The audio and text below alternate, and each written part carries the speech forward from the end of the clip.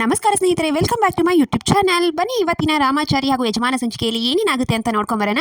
ಅದಕ್ಕೂ ಮುಂಚೆ ಯಾರ್ಯಾರು ನನ್ನ ಚಾನಲ್ನ ಸಬ್ಸ್ಕ್ರೈಬ್ ಮಾಡ್ದೆ ನೋಡ್ತಾ ಇದ್ದೀರಾ, ಪ್ಲೀಸ್ ಸಬ್ಸ್ಕ್ರೈಬ್ ಮಾಡಿ. ಒಂದು ಮೋಟಿವೇಶನ್ ಸಿಗುತ್ತೆ. ಅನಿಕಾ ಹಾಗೂ ಜಾನ್ಸಿ ಇಬ್ರು ಮುಖಾಮುಖಿ ಆಗಿರ್ತಾರೆ. ಅನಿಕಾ, ಏನು ನೀನು ಸೋತೋಗಿದ್ಯಾ, ಸೋತನು ನಿನ್ನ ಸೊಕ್ಕನ್ನ ಇನ್ನೂ ಮುರಿದಿಲ್ವಲ್ಲ ಅಂತ ಅನಿಕಾ ಹೇಳ್ತಿರ್ತಾಳೆ. ಬೇಕಿದ್ರೆ ಹೇಳು, ನಾನೇ ಹುಡುಗ ನೋಡಿ ಮದುವೆ ಮಾಡ್ತೀನಿ ಅಂತೆಲ್ಲ ಹೇಳ್ತಿರ್ತಾಳೆ. ನಿನಗೆ ಆ ಕಷ್ಟ ನಾನು ಕೊಡೋದಿಲ್ಲ, ನನಗೆ ಅದು ಬೇಕಾಗೂ ಇಲ್ಲ. ನಿನ್ನ ಸ್ಥಾನನ ನೀನು ಗಟ್ಟಿ ಮಾಡ್ಕೊ ಮೊದಲು. ರಾಗು ಒಂದೇ ಒಂದು ಮಾತು ಹೇಳಿ ನನಗೆ ಜಾನ್ಸಿನೇ ಬೇಕು ಅಂತ ಹೇಳಿ ನಾನು ಯಾರೇ ಬಂದರೂ ನಾನು ನನ್ನ ಗಂಡನ ಬಿಟ್ಕೊಡೋದಿಲ್ಲ ಅಂತ ಎಲ್ಲ ಸವಾಲು ಹಾಕ್ತಾಳೆ. ಆಮೇಲೆ ಈತ ಮನೆಯಲ್ಲಿ ಕೂಡ ಪಲ್ಲವಿ ಹಾಗೆ ಅವರಮ್ಮ ಇಬ್ರು ಮಾತಾಡ್ತಿರ್ತಾರೆ. ಏನೇ ರಾಗು ಈ ಥರ ಮಾತಾಡ್ಬಿಟ್ಟ, ನನಗೆ ಒಂಥರ ಮೈಯೆಲ್ಲ ಗಡಗಡ ನಡುತ್ತಾ ಇದೆ ಅಂತ ಇಬ್ರು ಮಾತಾಡ್ತಿರ್ತಾರೆ.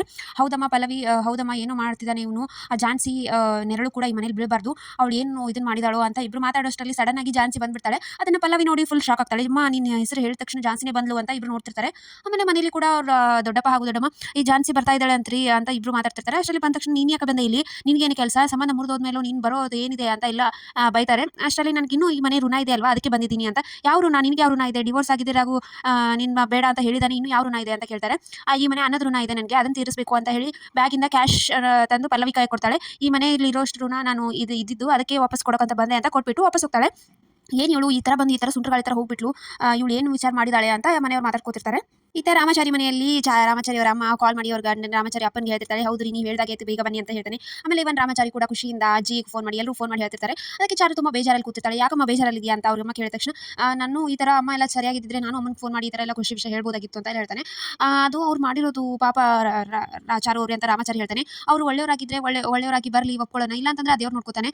ನಿಮ್ಮ ಅಪ್ಪನಿಗೂ ಈಗ ಕೋರ್ಟಲ್ಲಿ ಇನ್ನೇನು ಅವ್ರ ಕೇಸ್ ಶುರು ಆಗುತ್ತೆ ರಿಲೀಸ್ ಮಾಡೋಕ್ಕೆ. ಸೊ ಎಲ್ಲ ನಮ್ಮ ಮಗಳು ಕಾಲ್ಗುಣದಿಂದ ಎಲ್ಲ ಒಳ್ಳೇದಾಗುತ್ತೆ ಬಿಡಿ ಅಂತ ಸಮಾಧಾನ ಮಾಡ್ತಾರೆ. ಈ ರಾಗು ಮನೆಯಲ್ಲಿ ಮನೆಯವ್ರು ಮಾತಾಡ್ತಿರ್ತಾರೆ. ಏನು ಇವಳು ಬಂದು ಹೋಗಿದ್ದಕ್ಕೂ ರಾಗು ಬೆಳಗ್ಗೆ ನಿನ್ನೆ ಮಾತಾಡ್ತಿರೋದಕ್ಕೂ ಏನೋ ಒಂದು ಸಂಬಂಧ ಇದೆ, ಇಬ್ರು ಸೇರಿ ಆ ಥರ ಮಾಡ್ತಾ ಇದ್ದಾರಾ ಏನು, ಅವ್ನಿಗೊಂದು ಗ್ರಹಚಾರ ಬಿಡಿಸಬೇಕು, ಇರು ಬರಲಿ ಅವ್ನು ಬಿಡಿಸ್ತೀನಿ ಅಂತ ಅವ್ರ ಅಮ್ಮ ಹೇಳ್ತಾಳೆ. ಅಷ್ಟರಲ್ಲಿ ರಾಗು ಮನೆಗೆ ಬರ್ತಾನೆ. ಏನದು ಜಾನ್ಸಿ ಬಂದಿದ್ಲು, ಏನು ಇಬ್ರು ಮಾತಾಡ್ಕೊಂಡು ಬಂದ್ರಾ ಅಂತ ಕೇಳ್ತಾರೆ. ಹೌದಾ, ಜಾನ್ಸಿ ಬಂದ್ಲ, ಏನಾಯ್ತು ಅಂತ ಕೇಳ್ತಾನೆ. ಅಷ್ಟೇನು ಎಕ್ಸೈಟ್ಮೆಂಟ್ ಆಗಬೇಡ ಅಣ್ಣ ಅಂತ ಪಲ್ಲವಿ ಹೇಳ್ತಾಳೆ. ಅವ್ಳು ಬಂದಿರೋದು ಅವಳು ಇದ್ದಿದ್ದಕ್ಕೆ ದುಡ್ಡು ಕೊಟ್ಟು ಬಿಸಾಕ್ಬಿಟ್ಟು ಹೋದ್ಲು. ಹೌದು, ಸ್ವಾಭಿಮಾನಿಗಳೇ ಹಾಗೆ ಯಾವ ದುಡ್ಡನ್ನು ಇಟ್ಕೊಳ್ಳೋದಿಲ್ಲ, ಎಲ್ಲ ಕೊಟ್ಬಿಡ್ತಾರೆ ಅಂತ ರಾಗು ಹೇಳ್ತಾನೆ. ಹೌದಾ, ಹಾಗಿದ್ರೆ ನೀನು ಆ ಮನೇಲಿ ಒಂದು ತಿಂಗಳಿದ್ದೆಲ್ಲ ಅದನ್ನೆಲ್ಲ ಕೊಟ್ಬಿಡು ಅಂತ ಅವ್ರ ದೊಡ್ಡಪ್ಪ ಹೇಳ್ತಾನೆ. ತಿಂಗಳಿಗೆ ಒಂದು 500 ಅಂತ ಸೇರಿಸಿ ಒಂದು 1500 ಕೊಟ್ಬಿಡು, 15,000 ಕೊಟ್ಟು ಬಂದ್ಬಿಡು ಅಂತ ಹೇಳ್ತಾನೆ. ಆದರೆ ಮದುವೆಗೆ ಅಂತ 1 ಕೋಟಿ ಕೊಟ್ಟಿದ್ದಾರಲ್ವಾ ಪಲ್ಲವಿ ಮದುವೆಗೆ, 1 ಕೋಟಿ 15,000 ಕೊಡಬೇಕಾಗುತ್ತೆ ನಾನು ಅಂತ ಹೇಳ್ತಾನೆ.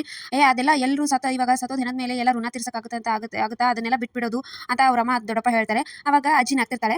ಈತ ಜಾನ್ಸಿ ಮನೆಗೆ ಬಂದು ತಾತನ ಮುಂದೆ ಹೇಳ್ತಿರ್ತಾರೆ. ತಾತನು ಹೌದಾ, ಏನಮ್ಮ ತಾಯಿ ಮಗು ಹುಷಾರಾಗಿದ್ದಾರೆ ಎಲ್ಲ ಕೇಳ್ತಾನೆ. ಹೌದಮ್ಮ, ಎಲ್ಲರೂ ಚೆನ್ನಾಗಿದ್ದಾರೆ, ಅವ್ರ ಮನೇಲಿ ಖುಷಿಯಾಗಿರುತ್ತಲ್ವಾ ಇವಾಗ ಅಂತ ಮಾತಾಡಬೇಕಾದ್ರೆ ತುಳಸಿ ಬಂದು ಹೇಳ್ತಾಳೆ, ನಮ್ಮ ಮನೇಲೂ ಆ ಥರ ಒಂದು ಮಗು ಬಂದರೆ ಚೆನ್ನಾಗಿರುತ್ತಲ್ಲ ಅಂತ ಹೇಳ್ತಾರೆ. ಅದಕ್ಕೆ ಜಾನ್ಸಿ ಹೇಳ್ತಾರೆ, ಹೇಗೆ ಅಂತ, ನೀನು ಪ್ರಣವ್ನ ಮದುವೆ ಆದರೆ ಇದೇ ಥರ ಮಗು ಇರುತ್ತಲ್ವಾ, ನಮ್ಮ ಪ್ರಣವಂತೂ ತುದಿಗಾಲಲ್ಲಿ ನಿಂತಿದ್ದಾನೆ ತಾಳಿ ಕಟ್ಟಕ್ಕೆ ಅಂತ ಎಲ್ಲ ಹೇಳ್ತಾಳೆ. ಅದಕ್ಕೆ ಜಾನ್ಸಿ ಕೋಪದಿಂದ ಬೈದು ನನ್ನ ಬದುಕು ನನ್ನ ನಿರ್ಧಾರ ಅಂತ ಎದ್ದೋಗ್ಬಿಡ್ತಾಳೆ.